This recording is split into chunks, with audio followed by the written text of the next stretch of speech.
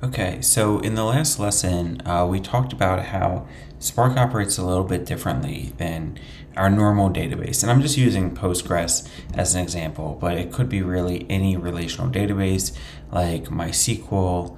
Those are really the only ones I know. Okay, so it could be, any really normal database. And we know that in the normal database, we're storing our data on the hard drive. And then when we want to actually query our data or take some sort of action, we have a CPU to perform those processes. And with Spark, really what we have is we still have the CPU to perform processes, but our data is stored in memory. And we also know that memory costs more than the hard drive. But one of the benefits of Spark is that it's actually kind of pretty efficient and somewhat cost efficient as well. So it's how does Spark get away with this? The main difference, the main thing that Spark recognizes is that it's really for analytics. So it's for someone, an analyst, to go and query the data set. In other words, it doesn't need to be online all the time, right? For a database like Postgres, this is oftentimes used for an application itself. So if a user clicks and wants to see all of their Facebook posts, well, whenever the user goes online, this thing has to be ready for it. Spark, only needs to be ready when an analyst is there probably 9 to 5 working and querying the data. So what does that mean? Well, it means that really instead of storing long-term the data actually inside the Spark cluster, it can store the data externally. So this is really what happens, is that we'll store the data on something like S3. So here I'll just give an example of this. So I'm storing this data on S3. And storing, CSV files, it could be text, right? Storing this data on S3 is very cost efficient. It's really just storing this on a hard drive somewhere. So because we're over the long term storing our data on just a hard drive, then only when we need to process the data, query the data, that's when we're going to read in the data from S3 into the Spark cluster. So really you're just storing the data almost on demand in memory. And then when you query it, then you are processing the data. When you're done, you can just shut down the cluster and not pay for the memory or the CPU. You're just paying for the storage in S3. So it's kind of a different architecture, right? Whereas with Postgres, we are storing our data here over the long term and paying for a CPU to go along with it. With Spark, we're storing our data on S3, there's no CPU associated with it, and then we'll read in the data when we need to query it. So we can just show an example of this. Here again, I'm kind of connecting to the cluster. We'll explain these commands more in later lessons. For right now, we just want to illustrate this point. So we are setting an application name. This is, essentially what is the database? What is this about? This is about our films. Let's not worry about this for now.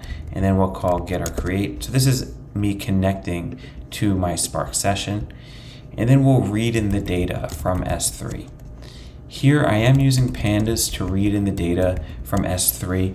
We can read it in directly from Spark. It's just hard to do that from inside a Jupyter Notebook. But otherwise, it is not hard to read in the data directly using Spark. So I'm taking this kind of middle step of using pandas to read in the data. And then from there, I can take my pandas data frame and turn it into a Spark data frame. So this is where I'm now taking that data and putting it in my Spark cluster. And now you can see that I can also query that data, like I'm just selecting the first record. And there we go. Okay, so if you think about what happened here, we were following that model, right? Our data is stored over the long term right here. Then we read it in by doing this. We kind of cheated by reading it in through pandas, but that's okay. So we read it in from pandas, and then we created a data frame. And now here our data is finally in our Spark cluster. And then we can query the data. So over the long term, it's in S3. Then we read it in and store it in memory and query that data with our CPU. Okay, so now let's talk about some of the benefits of storing our data in memory. So one thing is simply with this pattern, it's cheaper, right? It's cheaper that we're storing our data over the long term in S3, and then on the fly, right, we are loading our data into the Spark cluster. So just like, let's just say cheaper is cheaper for now. Now, there are implications beyond just saving money about having this cheaper long-term storage. And that's essentially that we can store data, save data in S3 that has low value or even unknown value. So it could be the case that there's data that we don't know if it's useful or not, but we can just simply store it in S3 because the cost of doing so is relatively cheap, so might as well. And then later down the road, it could be a year later, data scientists could say, hey, I think there might be some value in this. Do we have it? And because we're storing it here and we don't have to pay for that overhead of a CPU along with it, it's just a hard drive, that's pretty useful. We're more likely to have that data. The other thing, I'll just leave this like this for now. The other thing that's beneficial is we're actually performing we are performing a different process than is normally performed with something like Postgres. So let me explain what's different. So with Postgres, to store data in a database, you have to normally perform the steps of extract, transform, and load, okay? This is the normal way. And when I say Postgres, again, I mean like SQL, it can be anything like that. So normally you do extract, transform, and load. What does that mean? Well, let's say you pull data from an API. Like that's what we're doing right here.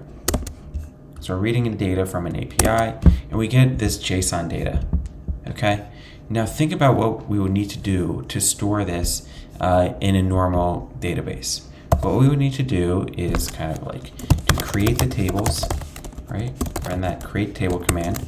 And you're probably not going to create a table for every one of these columns or every attribute here.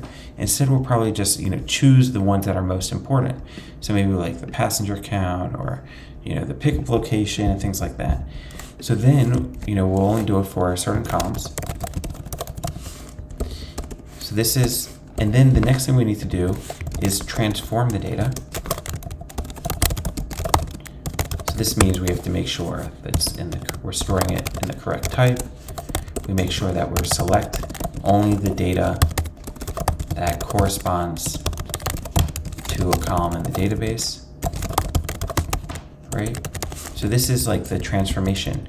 And then we can do like the insert into command with the records. So it's a good amount of work in Postgres to load data into the database, right? Like it takes real engineering time to perform this, and that's often the most expensive thing is the engineer's time.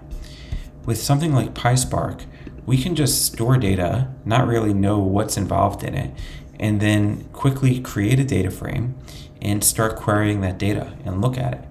So this is called extract, load, transform, because we are extracting it from the CSV file and loading it right here into memory. And because we don't have to go through the steps of creating a table first, we can just start working with the data and then worry about coercing the data, selecting certain columns, and we can do that after we know a little bit more about the data. So here we have this large upfront investment before we start really playing and get to know the data, right? Before we really get our hands on it, we have this larger upfront investment of engineers' time. Here we can just load in the data, and then as we work, after exploring the data, then we can decide to transform it. So this ELT pattern can be really useful. So this is the second thing, is we get to use ELT instead of ETL with Pyspark, so that's a nice benefit. So this is the second benefit of using in-memory, is that it allows us to perform this ELT pattern. The final thing is for memory-intensive computations, and this is really applies to machine learning. So Spark allows you to train machine learning algorithms on the data, and as data sets get larger, having that data always in memory available to you allows the machine learning algorithms to train more quickly. So I know that may not make a good amount of sense if you don't have a background in data science or machine learning, but the point is that being able to access the data in memory makes it faster for data scientists and machine learning engineers to do their work. Finally, I don't want to leave this lesson giving you the wrong impression. There is still some local storage, some disk, hard drive storage in a Spark cluster and on Spark machines. So, we'll see that more. So I don't want to say does not exist at all. It does exist. It's just the fact that Spark mainly relies on in-memory storage. The storing on disk or a hard drive, that's generally used when there's not enough space in memory, or sometimes it needs to just temporarily store some data on disk. But the primary way that Spark works is by storing data in memory.